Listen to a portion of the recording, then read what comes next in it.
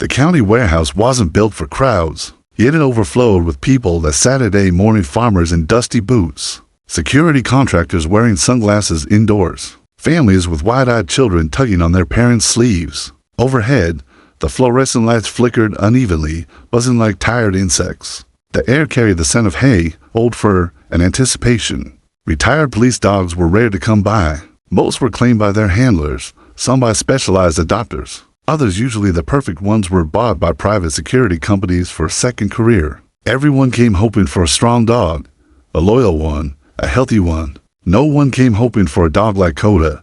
When the staff wheeled out his kennel and set it center stage, the room's energy dropped several shades colder. Even kids stopped fidgeting.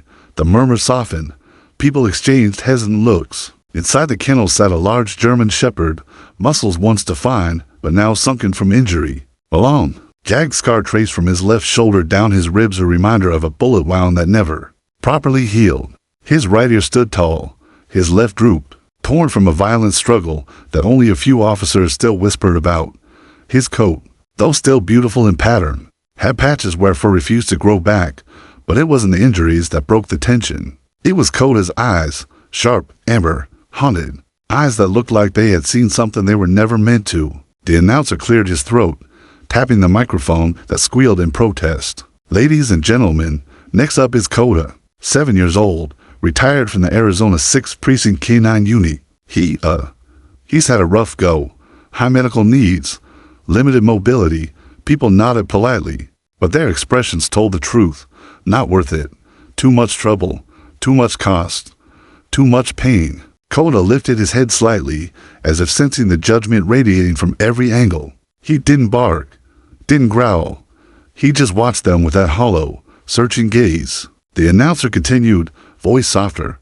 Coda was injured during service. Department can't keep him. We're required to put him up for public auction. Someone in the front whispered, he can barely walk. Another muttered, who's gonna take on a dog like that? Coda slowly lowered his head back down, resting his chin on his paws. His breathing was shallow, uneven. Every inhale looked like it cost him something. The bidding started at $50. Silence. The announcer forced a smile. Come on, folks, 50. He's still trained, still obedient, just needs some care. A few people shook their heads. One man folded his arms and leaned back, uninterested. A woman tugged her husband away from the stage. The announcer cleared his throat again. 75. Not a single hand. $100. Someone coughed. Someone else looked at the exit.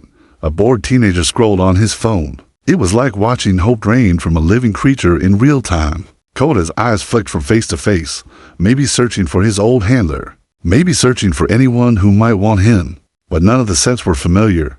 None of the faces meant anything. He whimpered, barely audible over the buzz of the lights. The announcer hesitated, voice dropping to a fragile whisper. If there are no bids, he'll have to.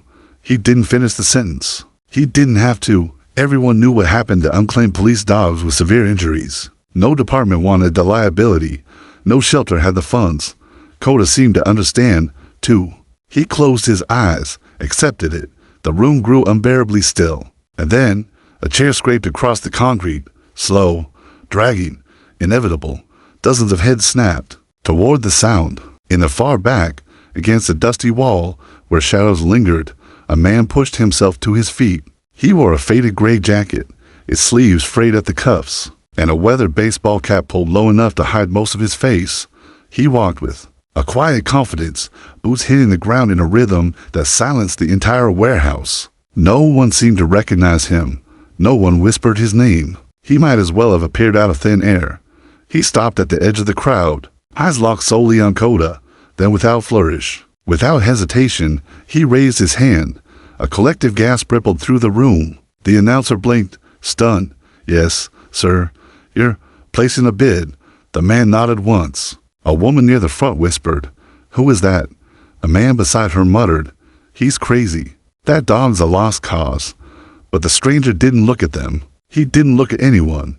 He just stared at Coda, and Coda slowly, painfully lifted his head and stared back, as if something ancient inside him recognized something broken in the man. For the first time that morning, Coda's tail thumped once against the crate floor. The announcer, voice shaking, said, Sold to the gentleman in the back. The stranger lowered his hand, and in that moment, the fate of a forgotten dog shifted, because a man no one knew had just stepped into a story no one expected. The crowd's murmurs lingered like dust in the air long after the auctioneer slammed the wooden gavel. People turned in their seats to steal glances at the stranger who had just bid on the unwanted dog. Their whispers felt sharp enough to scratch pain.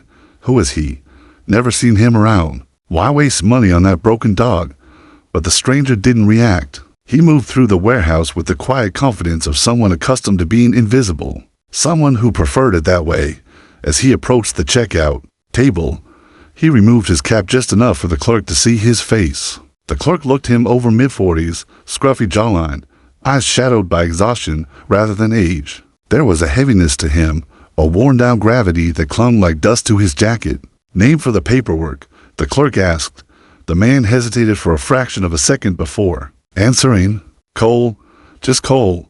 No last name, no small talk, no explanation. He pulled out a folded stack of bills cash, worn and crease-counted it with precision, and slid it across the table while the clerk wrote down the transfer details. Cole stood perfectly still, eyes drifting toward Coda's kennel across the warehouse. Coda hadn't been moved yet.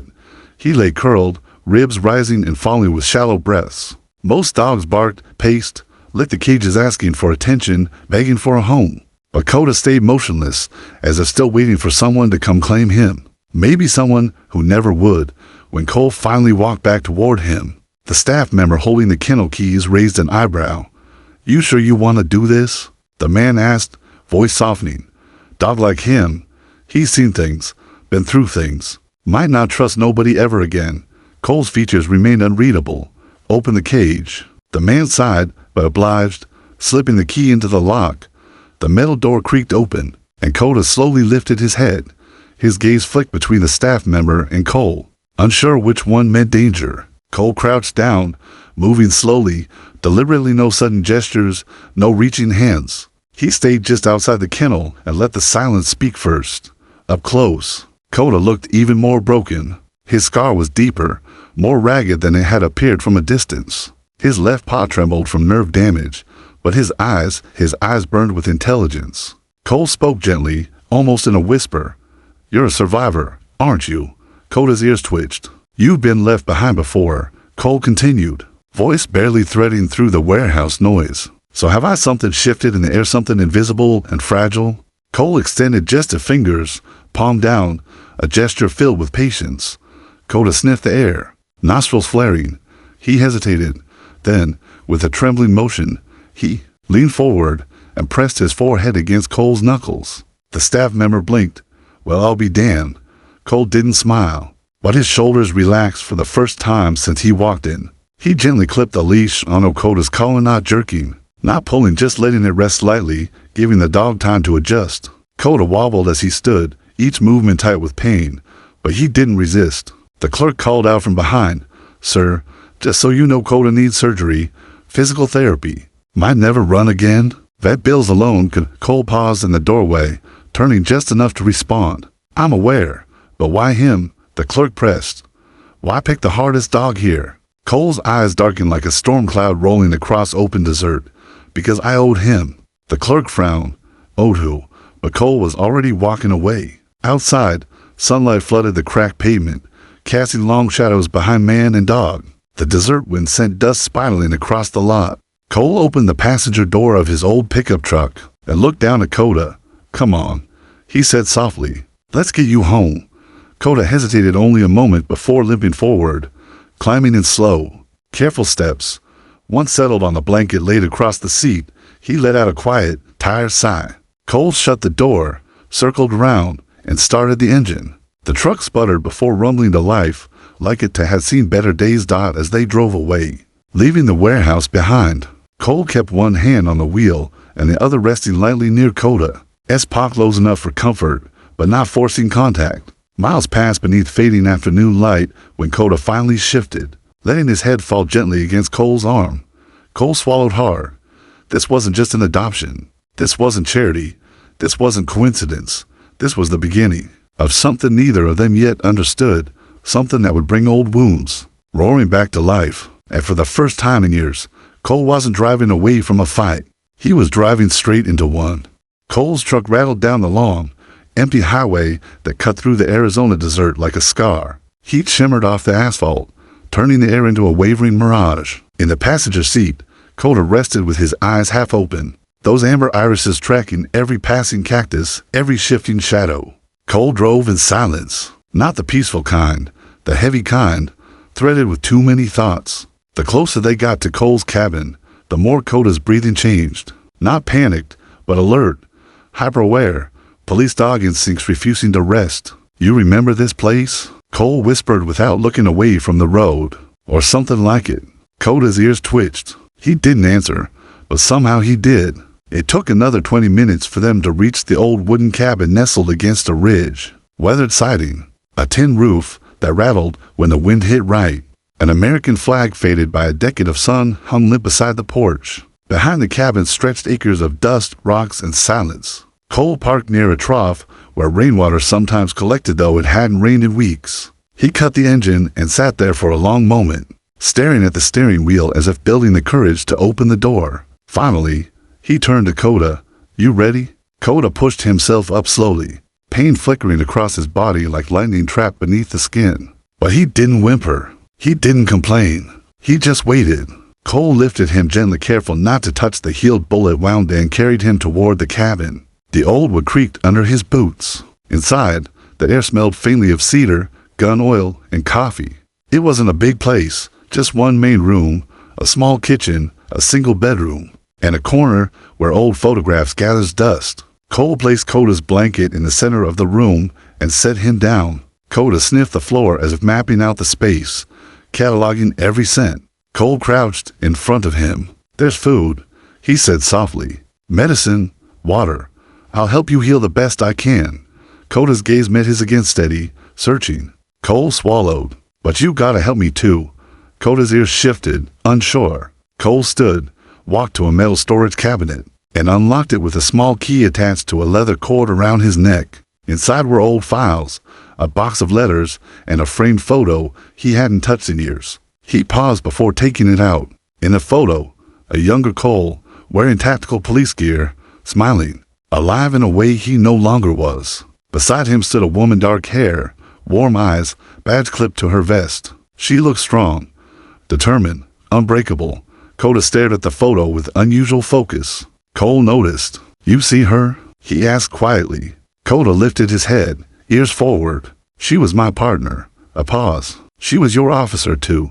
Coda's body stiffened. His breathing changed faster, shallower. Cole nodded slowly, as if confirming something only he could see.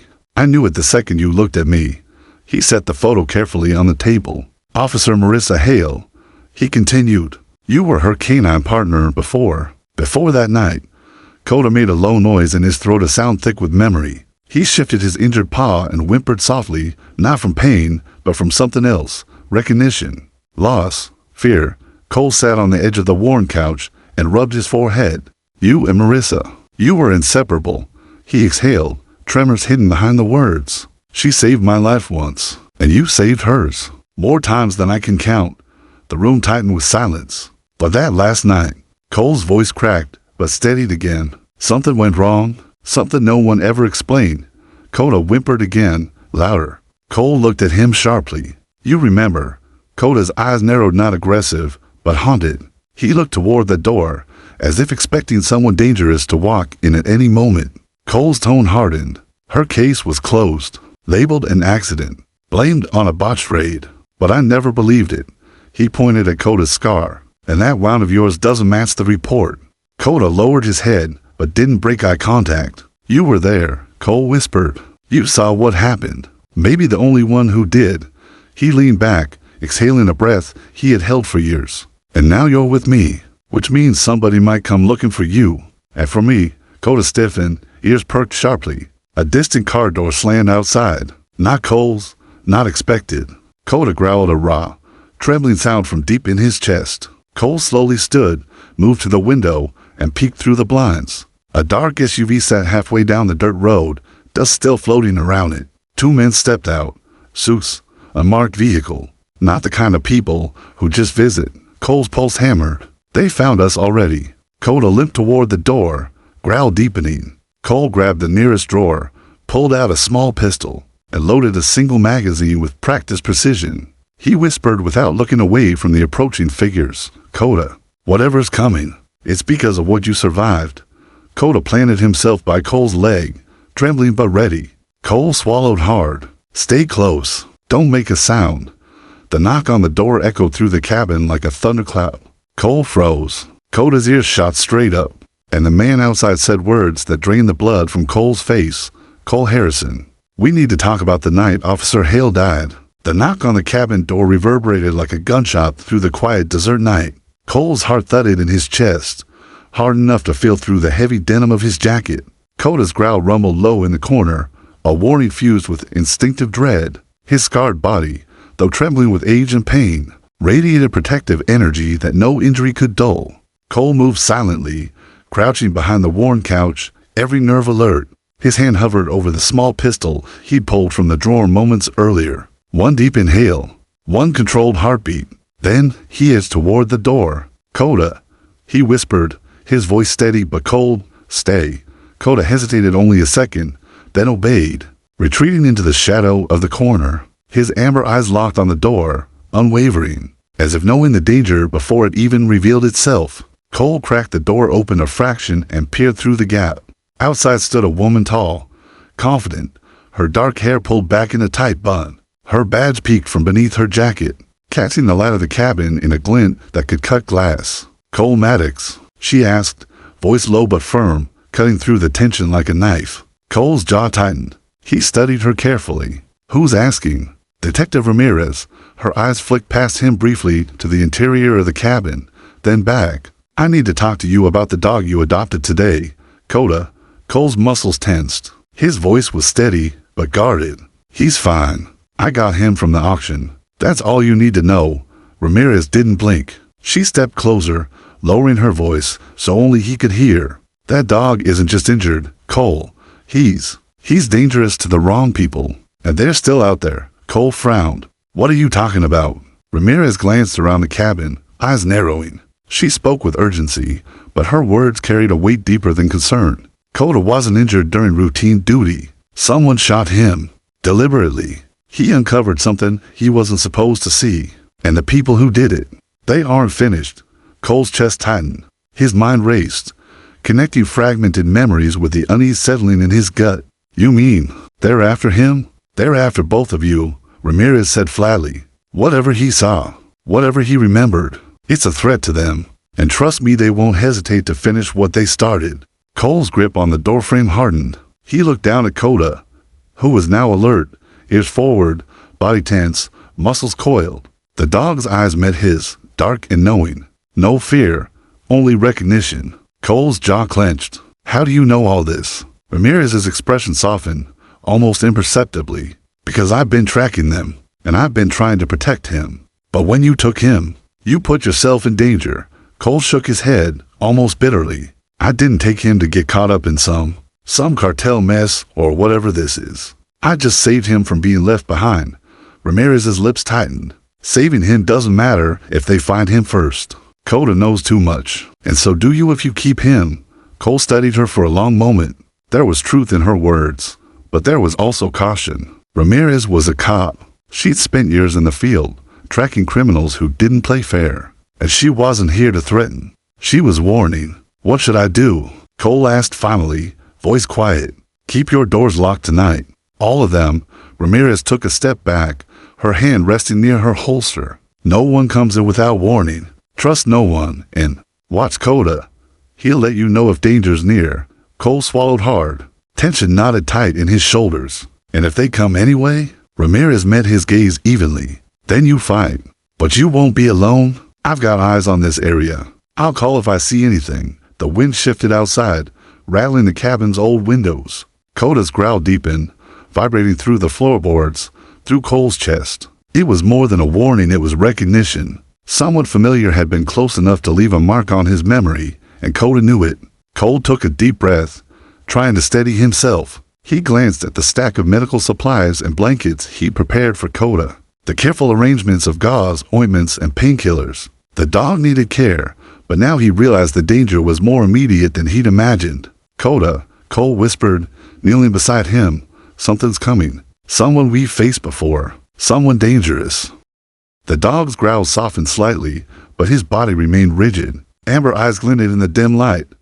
Recognition, trust, readiness. Cole's jaw tightened. He stood slowly, surveying the cabin. Old weapons, makeshift barricades, and a few defensive tools he kept from past encounters littered the small space. Tonight, they might all be needed. The distant sound of a car crunching over gravel reached Cole's ears. The desert night stretched silent and heavy around them. Ramirez's warning rang in his mind.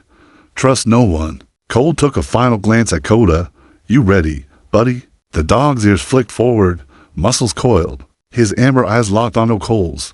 And in that silent moment, the bond between man and dog deepened. Forged in mutual understanding, whatever came next, they faced it together. Outside, the shadows lengthened. The night waited, and somewhere, watching, someone already knew Cole had code ran that they were ready to fight to protect him. Morning arrived with a harsh, unyielding glare over the desert, filtering through the cabin's dusty windows. Sunlight carved lines across the floor, highlighting specks of dust that danced like ghosts in the heat.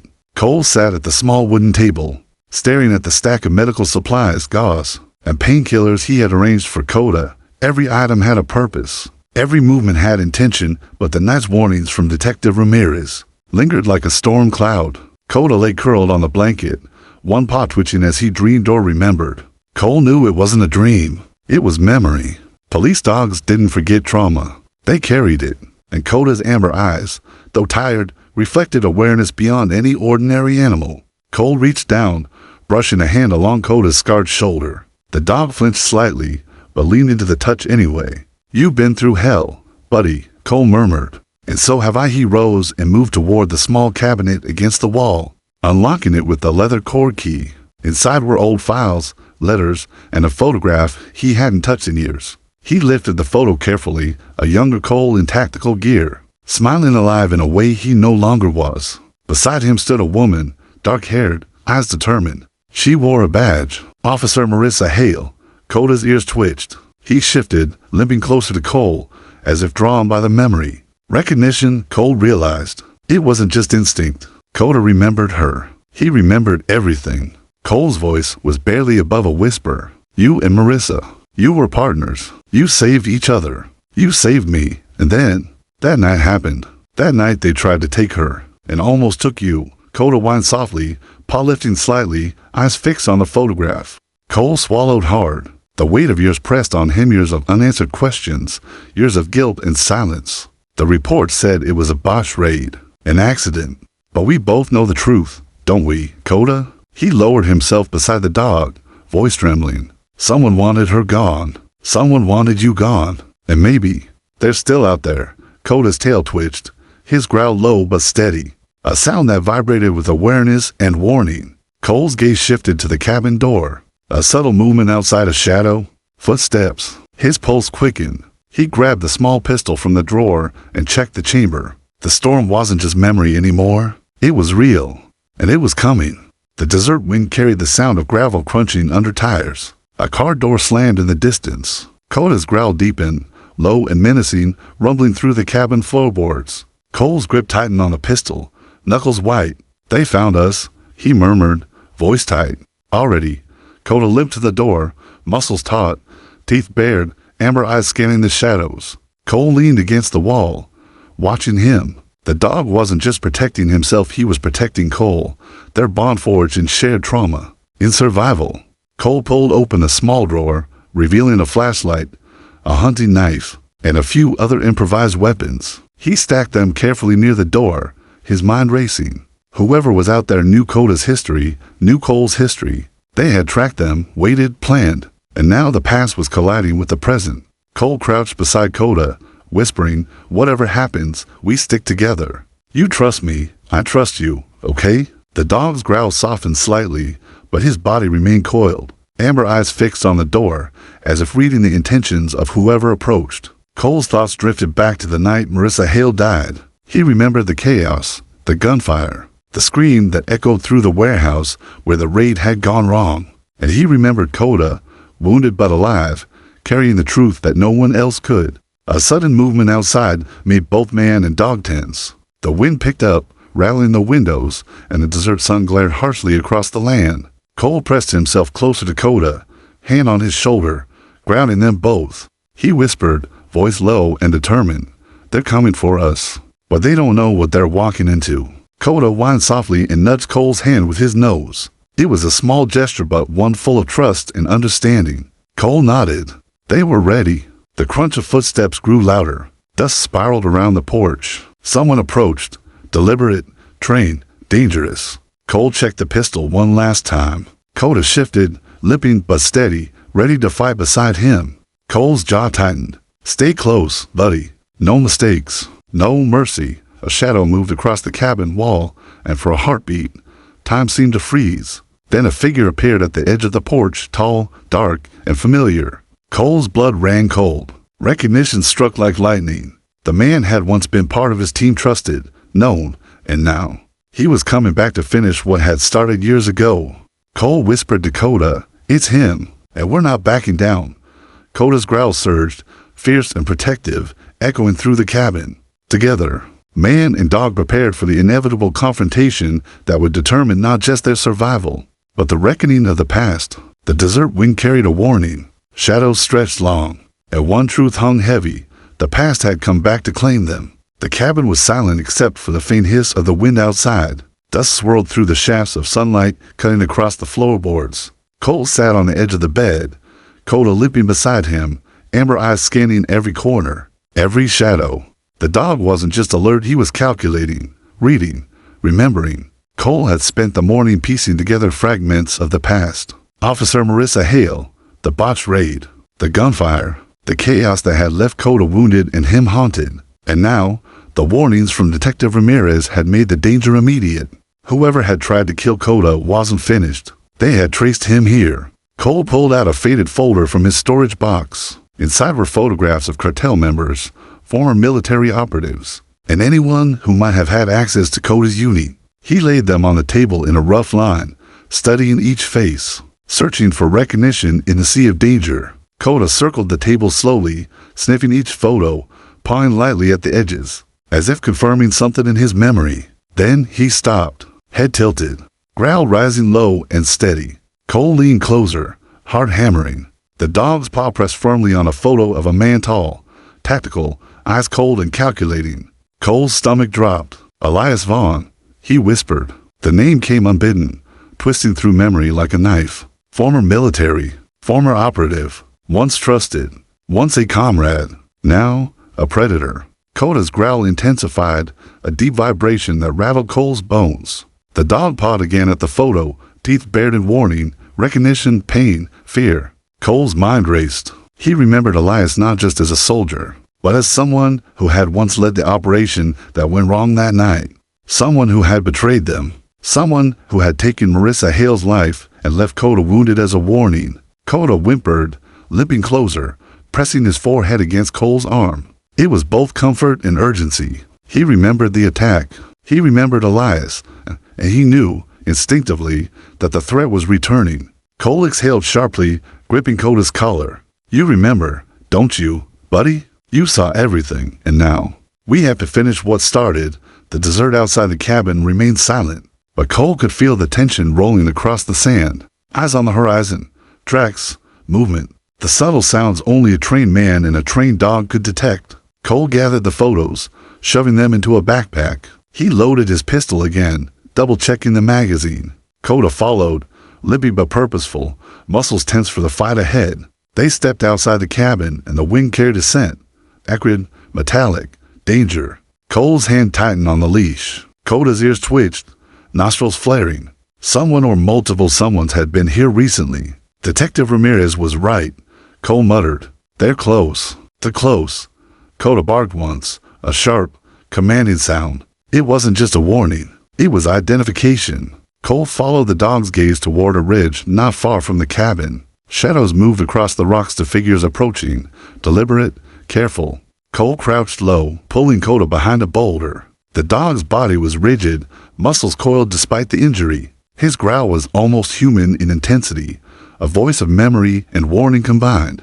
Cole's pulse raced. He thought back to the raid, to Elias Vaughn's face, the cold precision with which he had ended Marissa's life. And now, Coda's memory had led them here to the enemy he had survived before. Cole whispered, "It's him, Coda. That's Elias, and we're not backing down."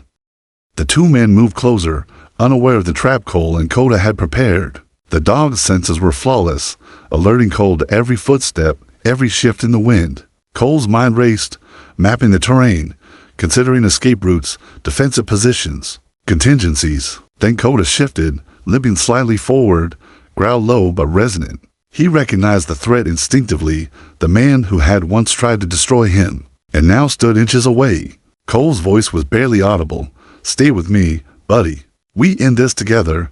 The shadow of the desert ridge stretched across the cabin. The men approached, unaware of the bond they were about to confront, a bond forged in shared trauma, in survival, in memory. And as the first figure stepped into the sunlight, Coda barked, a piercing, commanding sound that echoed through the canyon. Cole raised his pistol, muscles coiled, ready to strike. Elias Vaughn paused, scanning the terrain. Recognition flashed across his eyes, and in that instant, the stage was set for confrontation. Cole whispered to Coda, "This is it, buddy. Remember, they won't take you. Not again."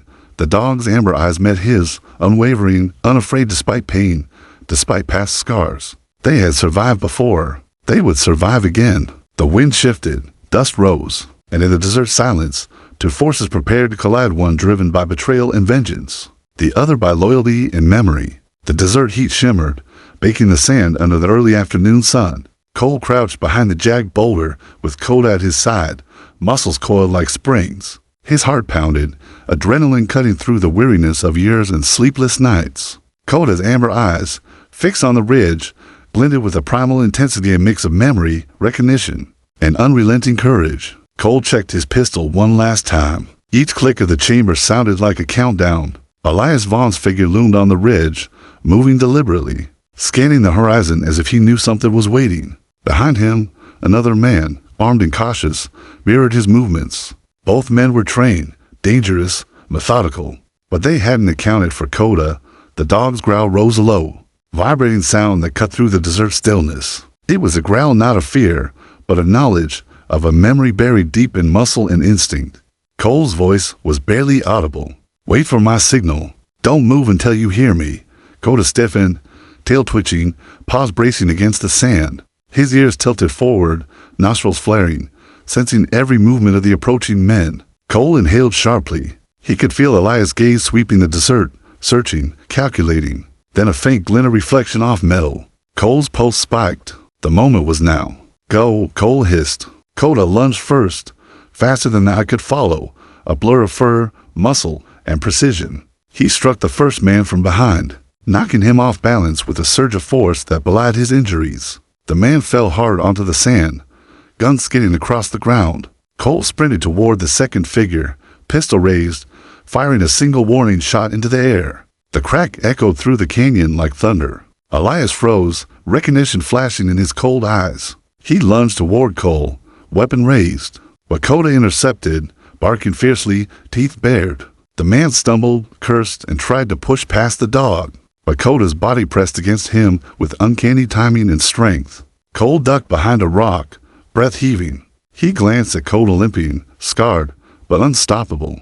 The bond between them was raw and unbreakable. This wasn't just protection. It was survival, memory, and vengeance fused into one living, breathing force. Elias regained his balance and fired a shot, barely missing Cole. Sand sprayed across the rocks. Cole dived, rolling to the side, then returned fire, aiming not to kill but to disable. The man's aim faltered under pressure, and Coda seized the opportunity. He leapt, knocking the weapon from Elias' hands, teeth snapping just short of flesh. Cole charged, tackling Elias to the ground. The two men struggled, grunting, sand kicking up around them.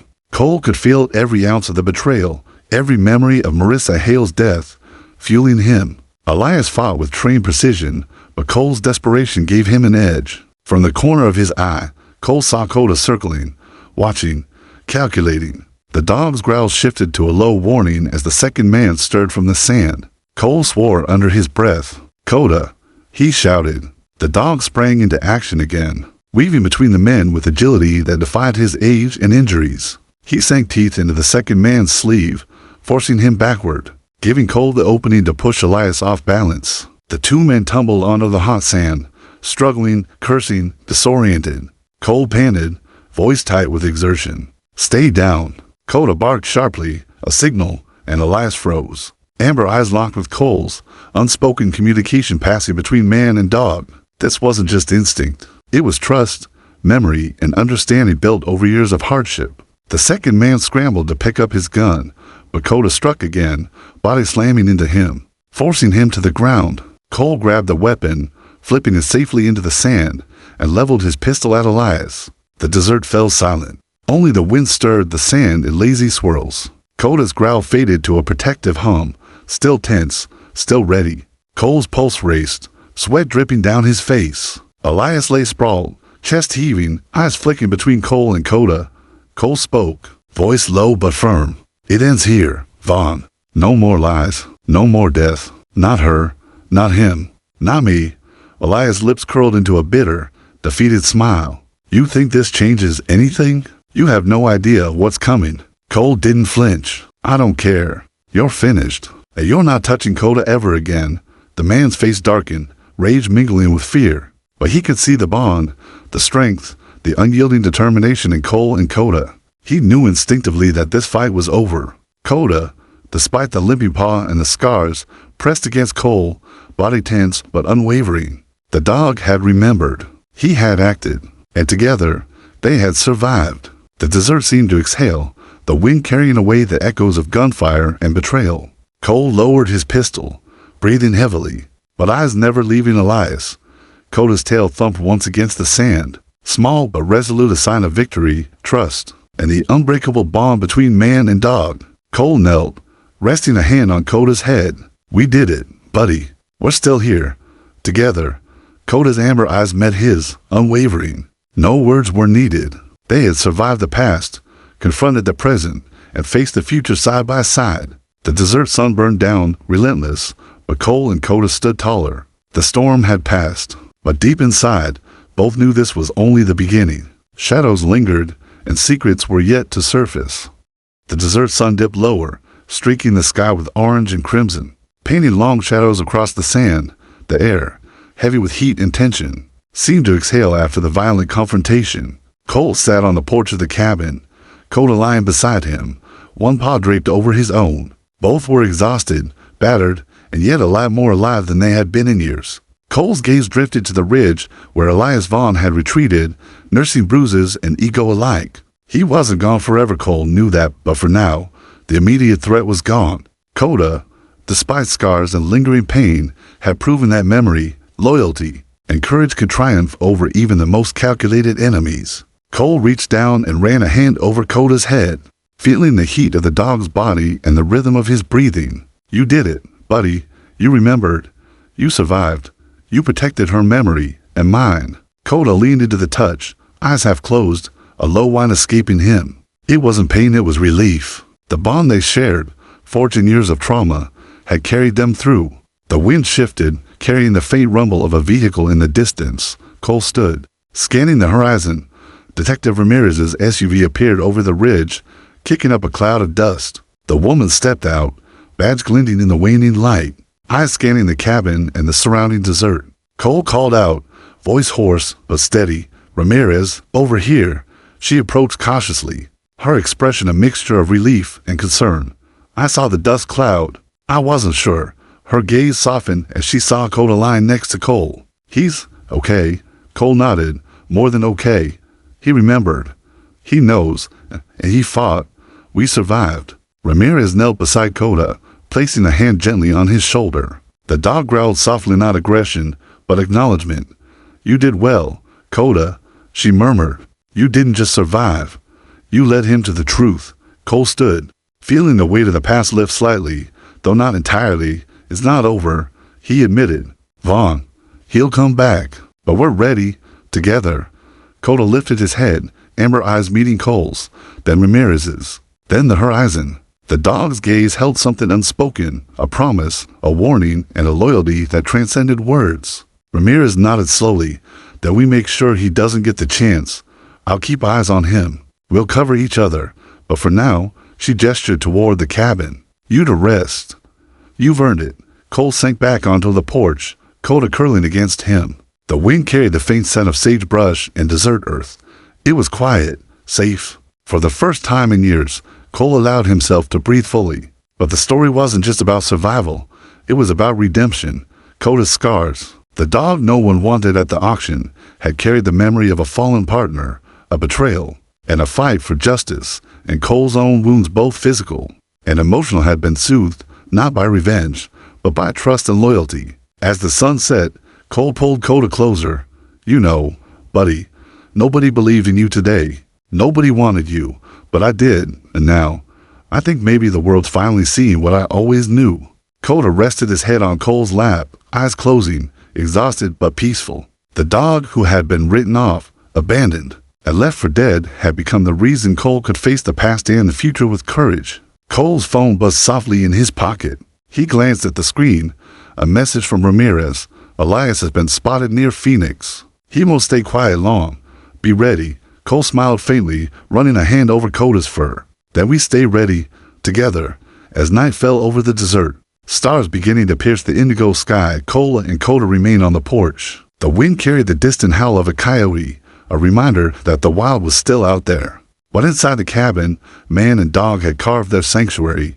They had survived betrayal, violence, and abandonment, and in that survival, they had found something greater than victory, trust, loyalty, and the bond between two souls who refused to be broken. Then, just as Cole began to relax, Coda's ears perked sharply.